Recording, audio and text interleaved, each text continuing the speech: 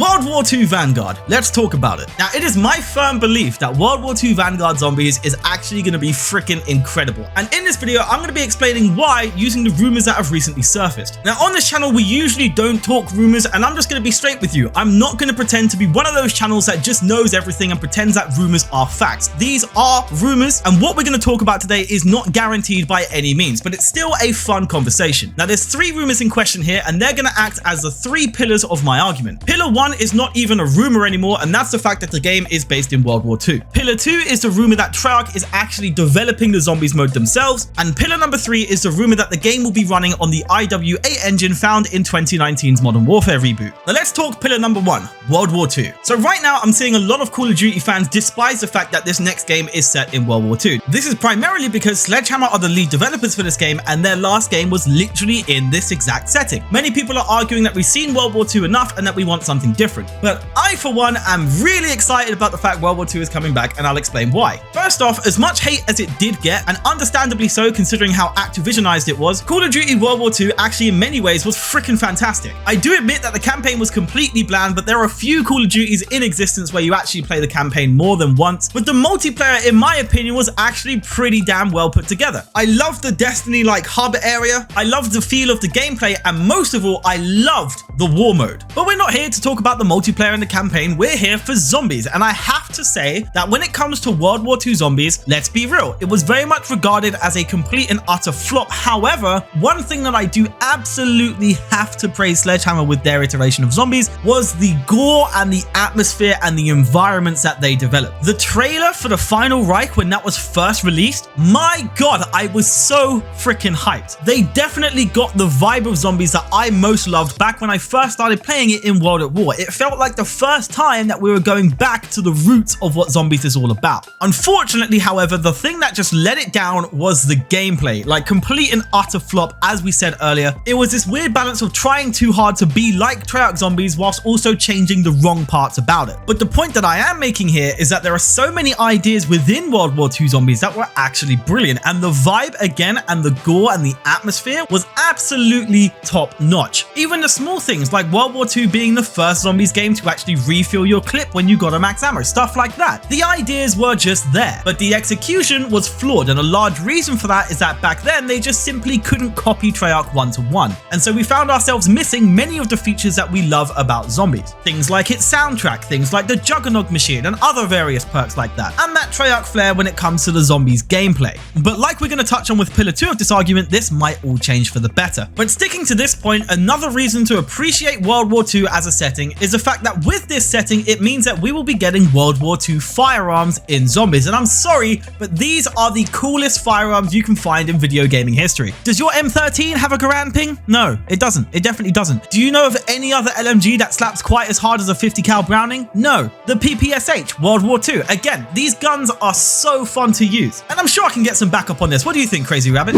Yeah, man. They're pretty dope. See, exactly. And the next point that I want to make in favor of World War II as a setting is kind of what we touched on earlier with Sledgehammer's iteration of Zombies, and that's the fact that it is a perfect canvas to develop dark, gritty, gruesome environments with an unbelievable sense of atmosphere. And I can't wait to tie this all in with pillar number 2, because Treyarch are the gods of atmosphere in my opinion, and World at War is a testament to that statement. World at War, released in 2008, also happens to be the last time that Treyarch was able to sink their teeth into developing in a World War II setting. And what came of that was absolutely one of the best Call of Duty games ever made. So enough waiting, let's dig into pillar number 2, and that is the rumor that Treyarch is developing the Zombies mode for this game. Like we touched on earlier, this is the first time in a very long time that Treyarch are able to sink their teeth into a World War II setting. And if they are co-developing with Sledgehammer Games, the vision that I see is Sledgehammer's ideas with gore and atmosphere, but brought to life by Treyarch's execution. And also with Treyarch developing the game, there's a good chance that we will see the classic perks and all of those features that were missing from World War II Zombies back in 2017. The real thing that some people are wondering is whether or not the story from Cold War Zombies is going to continue through Vanguard Zombies. But if this isn't the case, it will give a nice avenue to really go deep into a similar setting found in 2017's World War II Zombies. And like I've been kind of saying, if Treyarch were to execute that kind of idea, it might have such a profound effect that it might take us straight back to the glory days of World at War. I know that's ambitious, but honestly, if you were there during those days, you know exactly what I'm talking talking about. One other fantastic point that was raised to me over on my Twitter was the question of what if Treyarch is likely developing the zombies mode for Vanguard themselves and allowing the other studios to fully take control of the campaign and multiplayer. Effectively meaning that through the 3-year dev cycle of the game, Treyarch has done nothing for campaign and multiplayer whatsoever and focused all of their efforts directly into zombies. That on paper sounds fantastic, but then of course you have to realize that they've just released Cold War and of course have had a lot of dev time working on that game. So it's kind of hard to toss up exactly what that would look like. I mean, Treyarch is a large studio with a lot of people in it, and it would actually explain a lot considering the lack of round-based maps that we've been receiving, but it could translate to something pretty damn cool. The only real concern falls down to the ultimate downfall that already plagued Cold War Zombies, which I touched on in a recent video, and that is the fact that it is very likely Treyarch is being heavily overworked by Activision. It's hard to imagine a developer studio trying to work relentlessly on their own game whilst also spreading themselves thin by developing a whole third of another one at the same time. But to be fair, I have no idea how large Treyarch is as a dev studio at this point, and the lack of round-based maps in Cold War could easily be justified by the fact that they are working on Vanguard Zombies if that is the case. But ultimately, the prospect of Treyarch working on this game's zombies mode is a major win, as it potentially allows for Sledgehammer's brilliant ideas spawned from World War II Zombies of 2017 to be executed by Treyarch's level of quality. But now let's bring those two major pluses into the third pillar, which is the rumor that this game will be running on the IWA engine from Modern Warfare 2019. Now I feel like with this point it's pretty obvious why this is a major win, as in my opinion and in many others' opinions, Modern Warfare 2019 was the best feeling Call of Duty game ever, period. Hold your horses, I'm not saying it was the best COD in general, but I am saying in terms of how the engine felt, the fluid gameplay, the animations, the mounting, the doors, all of it just made Call of Duty feel a step higher than what it has been before. Historically speaking, the era of Call of Duty 4, World at War and Modern Warfare 2 was a time where Call of Duty was innovating. It was at the top of its game. There are so many competitors in the fast-paced FPS market nowadays that Call of Duty really needed to elevate the game in order to stay relevant. And Modern Warfare 2019, along with the IWA engine, thankfully saved it from the brink of extinction, at least in my opinion. By contrast, Call of Duty Cold War was a major step down because it felt so much like Black Ops 4 and pretty much undid all of the hard work that Modern Warfare 2019 pushed for. By having this engine return, it can bring back smoother gameplay, and with that it translates into zombies, because the thing that Cold War Zombies did absolutely right was definitely its movement, especially when it comes to things like mounting over railings and stuff like that. Combine that with Modern Warfare's extra touches and you've got a winning formula for how the COD zombie game mode can feel, especially if Sledgehammer put the same amount of dedication into weapon animations and things like that. The movement and fluid nature of Modern Warfare 2019 actually made me quite upset about the fact it didn't have zombies. I firmly believe that it was the one Call of Duty that wasn't developed by Treyarch that if it had a zombies mode, it would have been absolutely phenomenal. But of course, it was the one COD in recent history that just decided to skip it altogether, which in my opinion is a big shame. But you know what? We actually got a really good feel for it when they decided to add zombies into Warzone. And despite how small that implementation was, it actually felt so damn good to combat zombies in that game and in that engine. Dare I say, just from the Warzone zombies in Shipwreck alone, I'm actually very confident in World War II Vanguard Zombies if it does run the IWA engine. I am that confident that it's going to feel freaking incredible, that the rest is just going to naturally fall into place. Because let's not forget, the feel of a game